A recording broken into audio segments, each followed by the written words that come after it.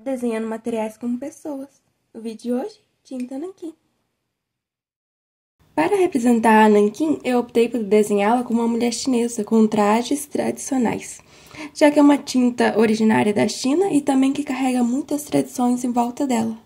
Dei a ela uma aparência séria e calma, já que é uma tinta que exige muita confiança do artista, já que se errar, não tem como apagar. Eu coloquei no cabelo dela um pincel e um bico de pena, e seu brinco é um nanquim em barra. Desenhei nela roupas bem fluidas, já que é uma tinta quase tão fluida quanto a aquarela.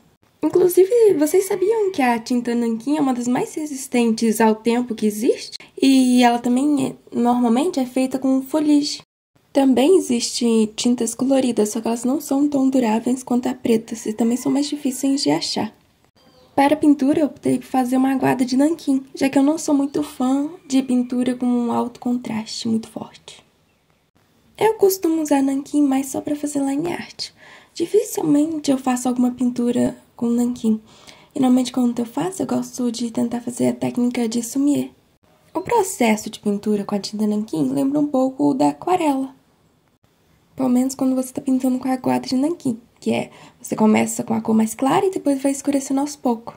Já que se você começar com a escura direto, não tem como clarear depois. Inclusive, esses detalhes em vermelho eu fiz com aquarela, já que eu não tenho um nanquim vermelha. Já os bambu, eu fiz usando a técnica de sumier. Mas tentei.